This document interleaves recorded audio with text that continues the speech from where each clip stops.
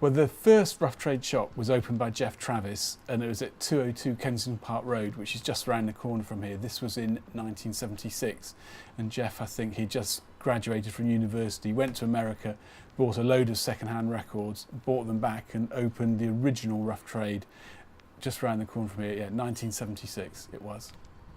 But I think he loved music, and I just thought maybe he thought there was a place that wasn't selling soul music and funk music and reggae music. And just after he opened it, it happened to coincide with punk rock sort of exploding, and so he got heavily involved in manufacturing, distribution really of punk, I guess, and independent music, and that was in 1976, 1977, and it all took off from there really, I think.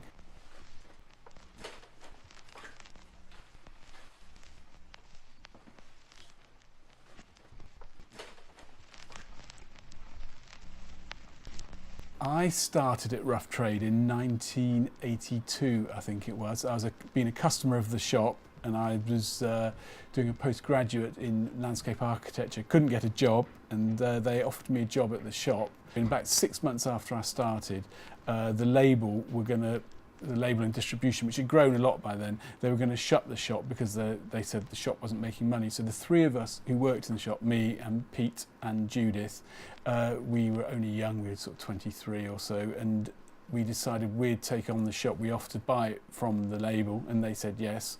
And so we bought the shop from them.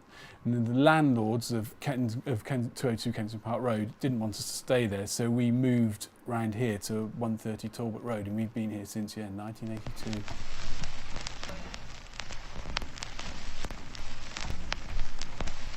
And because we were young, no children, no mortgages, we just paid ourselves what we'd be paid on the dole, on the unemployment benefits. So we paid ourselves virtually nothing for the first few years, just so we could get everything up and running and established.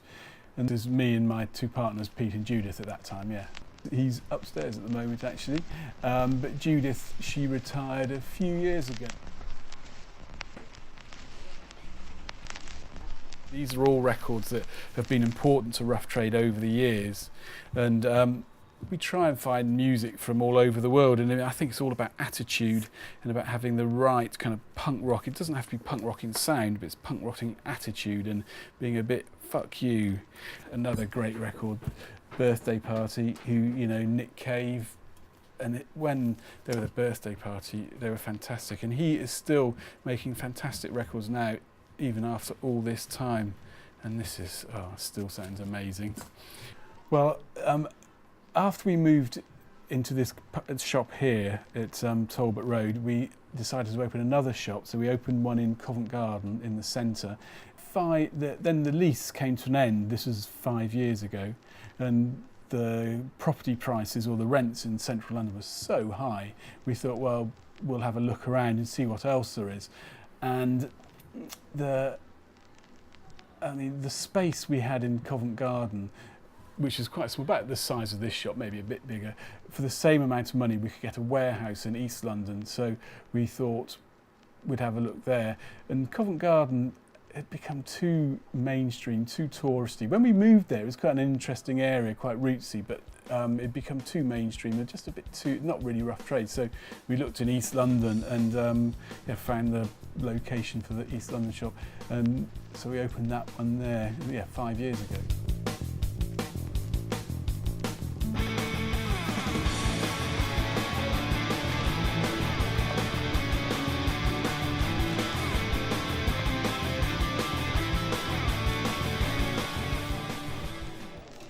How do we choose people to work for us? I mean, the most important thing, they have to love music, I think if you don't have that passion for music, it doesn't really work. As a retailer, these days, you have to have knowledge. Often we find people, one of the people who works here, Cordelia, her father and mother have been coming here since 1977, and now she works here. She's 22, 23. Her knowledge is unbelievable. She's fantastic, and she knows what Rough Trade's all about. She's been coming here since she was a kid, and she's perfect. She loves it here. She's so good. She's great with customers. There's still people out there who love music. There always has been. I think there always will be as well. And that's what we kind of rely on, I guess.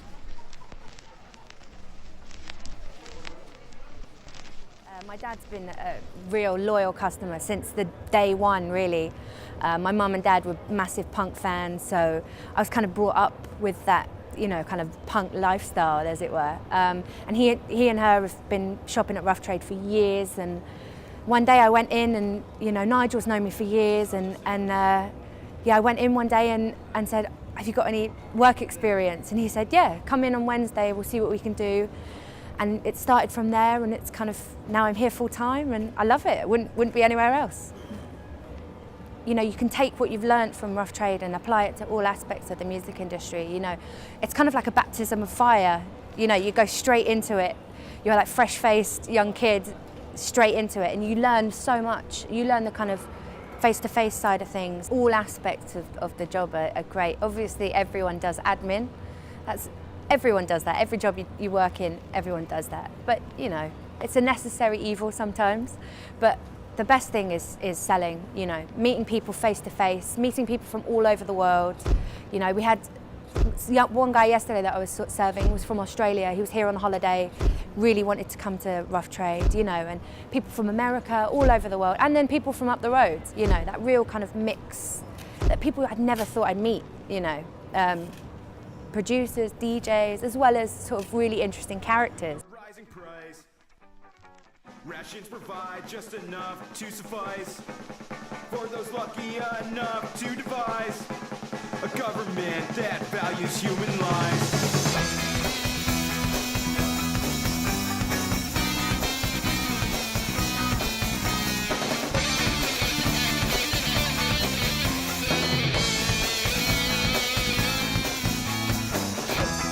Get short and things go what we value.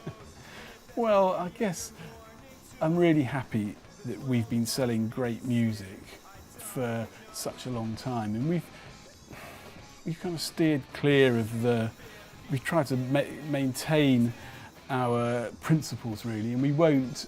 I mean, we'll sell what we have to sell, but sometimes, you know, I just love selling great records. Sometimes you have to sell records you don't like, but most of the time you sell records you think are fantastic, and that's what I think is best. You know, we haven't sort of bent over to the man too much. I don't think we'd sell, you know, what we think is good. And you know, if a major label says, "Oh, you know, Universal say this is a great thing," and you think it's rubbish, you just sort of say, "Well, I'm sorry, there's not a lot we can do with it. We'll stock it." But you know, there's a difference between stocking something and really selling something, I think.